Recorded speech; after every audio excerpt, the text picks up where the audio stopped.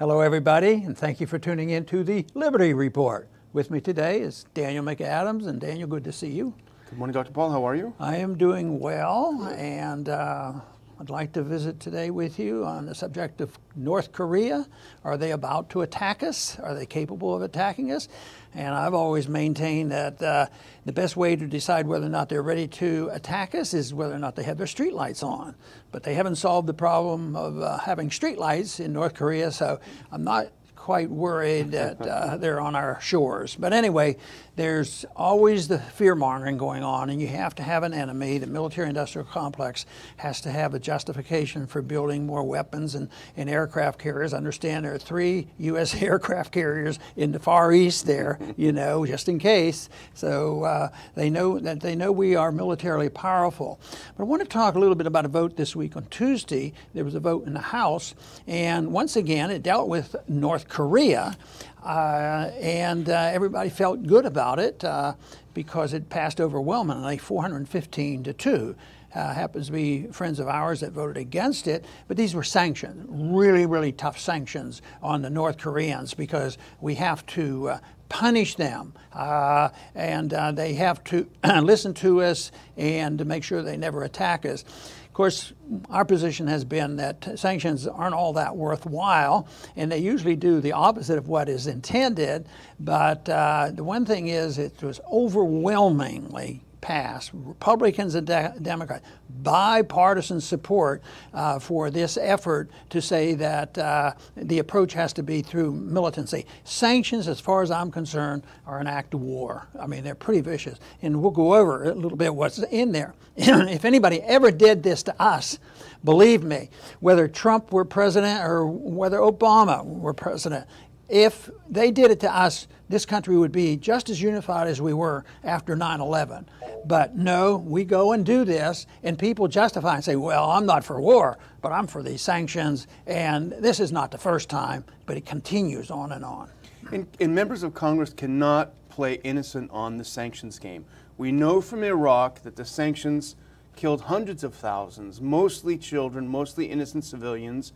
We know that's a fact. We know that they target civilians. We also know that they are ineffective. They do not work. They have never worked.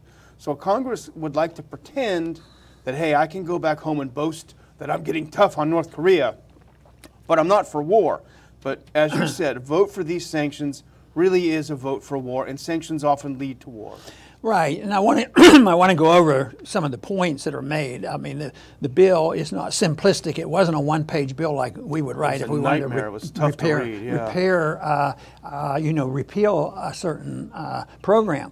But here are a couple things. One is to decrease oil imports. Now, you could argue that's military, but people who are going to be hurt are the citizens. They won't have enough gasoline to drive their cars around. And the theory is that when the people are punished, they'll get rid of their leader. But that hasn't worked in the past, has it? Where's that worked? Yeah, no, it didn't work in Iraq. They didn't gang up. They gave more support, you know, to the leader when that happens. And unfortunately, these things backfire. It's a ban. They put a ban on textile exports. So there are people working there. There are a few jobs. They make some things. But why is it punishment? Who gets punished? The few people are making pennies over there, and there are a few things going on in North Korea. They actually probably have more activity than a lot of people realize because there's been some signs of economic growth. But here we're going to punish them, but we're going to punish the people. And it never seems like we ever learn. Yeah, that's the case. So we've got oil, which is going to hurt people driving around if they have cars. It's also going to hurt their home heating. It's a cold country, you know. Ban textile exports, get people out of work. Yep. What else do they? And also they want to, the North Koreans have some laboring agreements with other countries. Which I think it would be great if it were with South Korea. And they probably would if we'd leave them alone. But they're going to end that. They will not have the right to go off and work. That means China, you know, any place that might want North Korean workers. But, you know, there's pros and cons about whether they should or shouldn't do it. But where does it come where we have this authority and presumption that we know that the best thing for the world is to make sure that no individual in North Korea can go and work for somebody else and try to survive. You know, it's just so presumptuous. Now, what's this North Korean worker who may actually have a favorable impression of the U.S.? We don't know. Here's a guy going over to China, making a few pennies, sending him back home to his family, and helping him get by a little bit. All of a sudden he hears, oh, well, far away in Washington, they passed a law and you can't work anymore. Sorry, too bad. How's he going to feel about the U.S. then? And how's he going to feel about his own leader who's going to be able to say, look, it wasn't me, it was the U.S.? You know, when we talked about the oil imports, what it made me think about is that was one of the things that we embargoed oil to Japan, and we know what that led to. Provoke. But they're also, our sanctions mean no more smuggling. They say anybody who's smuggling in North Korea are going to be punished. Now I got to thinking, well, is smuggling all that bad? I think a fellow by the name of Hancock one time. He was a good smuggler, and of course that was an attack on the authoritarianism of the British. But they want to stop the smuggling, and anytime there's a joint venture with another nation, that is to be stopped. But another one, I want to read this one. Ban any foreign entity doing business with North Korea, and they can't do business with U.S. companies, which means that anybody in China, wouldn't that mean that anybody in China doing business with North Korea, they won't be allowed to, or will punish our American companies? That means there'd be punishments for American companies that ever stepped over the line. Yeah, and of course, and also sanctions on China was our, huge trading partner of ours. And the way they do this is that they say that any international financial transaction going through a U.S. entity, but the U.S. financial network is so worldwide that you literally can't. Ironically, what this would encourage would be alternative financial arrangements that simply bypass the dollar and bypass the U.S., which is what's happening, part of the de-dollarization. But here are the penalties. If you violate all these things, if you happen to let a poor textile worker have a job in North Korea, civil fine, $250,000. That's what you're going to get, or double what the value of the transaction was. But if you get hit with a criminal penalty, $1 million or 20 years in prison. Oh, boy. And enforcing this is just means more aggravation.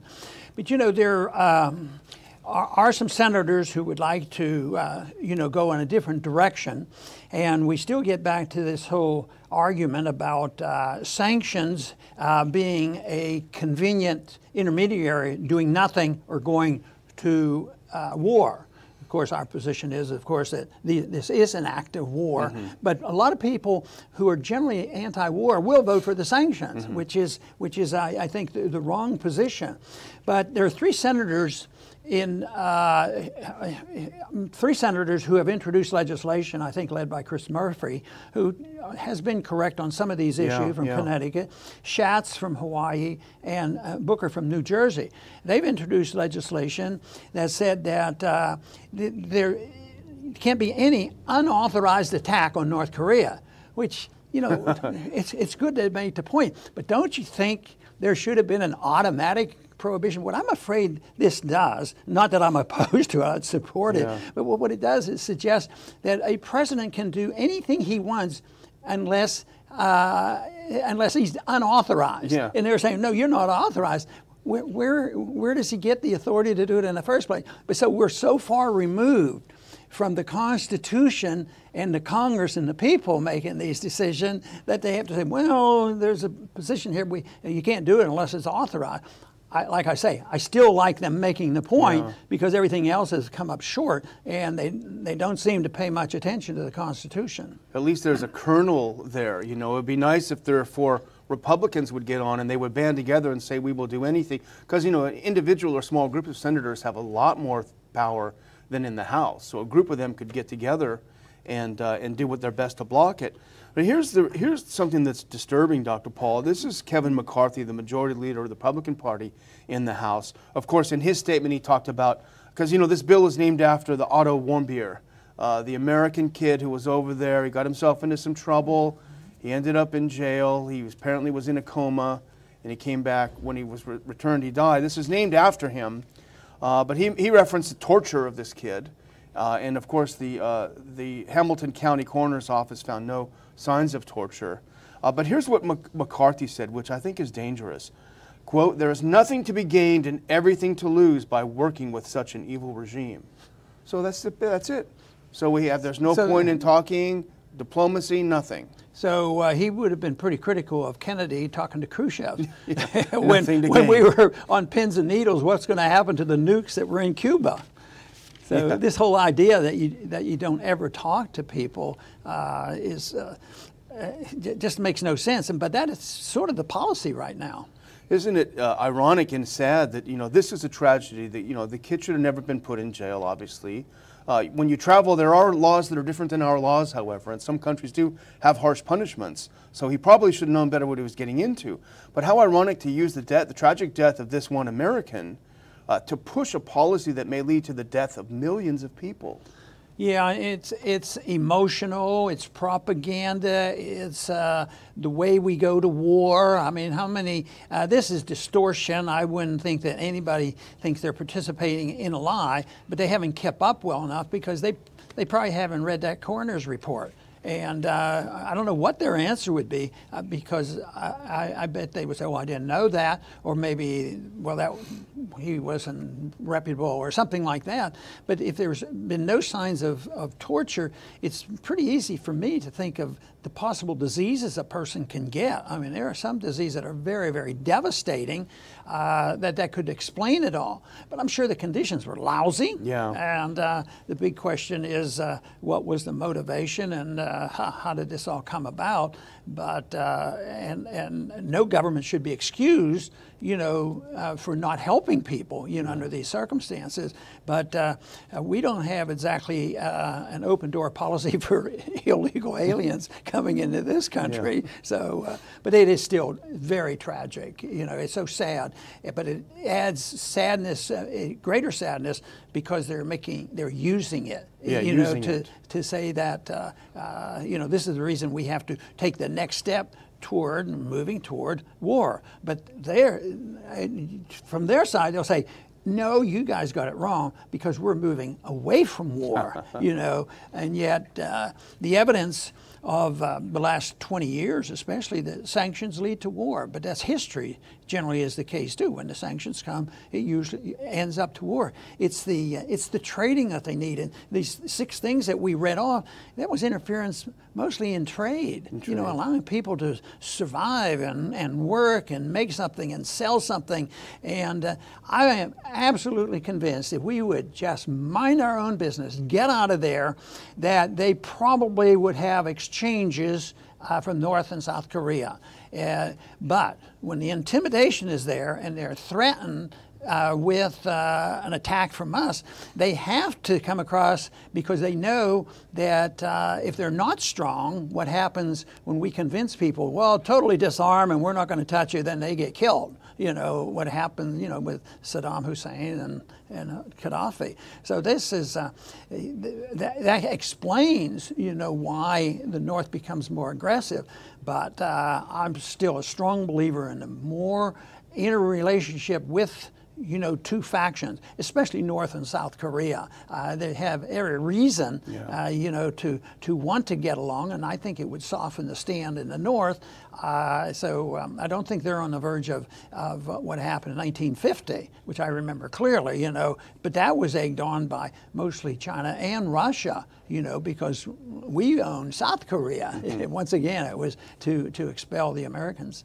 It's hard to believe you talk about this as an attack on economic activity, and that's the case. It seems to me that if the U.S. really wanted to put Kim Jong-un back on his heels, they would do the opposite. They would get so involved in trade with North Korea, they would open every door, every avenue, find a way to get involved with business there, and that would really put him on his back heels. But we're a little bit depressed reading about this because over and over, here we go. There is one bright spot, and this is Thomas Massie, who was on the board of the Institute, who really is a great voice for freedom and liberty. This statement, it's just a sentence or two from his statement about, because he took a little heat. The Cincinnati paper said, oh, there's one guy nearby who voted against it. But this statement is great. Non-military sanctions have largely proven ineffective. Worse yet, they create tensions with our natural allies, move us closer to war, impose hardships on American companies doing business abroad, and punish civilians in the targeted country who would otherwise be supportive of the U.S. That's great. Yeah, they should be applauding him, but you know, he gets reelected and probably will be reelected, so that's really the proof that needs to be held, that if a person stands up as an individual and does what he believes in, that the people will understand it and they'll reelect him. So I suspect he'll be reelected in spite of the attacks on him by the establishment. Yeah, hopefully with a bigger margin. Now, my final word really is kind of a warning, because President Trump will be at the DMZ in South Korea, November 7th and 8th. This to me seems like an extremely dangerous time. He's standing there at the DMZ. Will the North Korea take this provocation, which it really is a provocation, will they take that as the opportunity to launch a missile somewhere, and will that blow the whole thing up? I think that's dangerous. What I'd like to see, and I think what you'd like to see, send Jimmy Carter over. He wants to go. What harm could it do? Send him over. So, and also don't forget our book offer through the end of October, ronpaulinstitute.org. There's a little link up top to tell you how to get Ron Paul's latest book signed to you. Very good, and I want to thank the audience for joining us today. I think this is an absolutely important issue about sanctions, the principle of sanctions and how they fail. And provoking now of the North with Trump going over there can't do any good. I happen to think that it's something we should think about and try to prevent problems, but for many reasons, I think UN is more rational than most people give him credit for. And if you understand from where he's coming, you understand all his blabbering and talking and aggressiveness, because it's a response, and it's his goal is to establish himself as a strong leader of North Korea, and that he'll stand up to the spreading of American goodness around the world by force, which a lot of people are getting tired of. So sanctions are not the answer. War is not the answer. Trade is the answer. Working for peace and prosperity is the answer. And there's no reason why we can't continue to do this. And I, too, would like to see Trump use Jimmy Carter to go and see what could come of it. And maybe we could take one small step toward peace. I want to thank everybody for tuning in today to the Liberty Report. Please come back soon.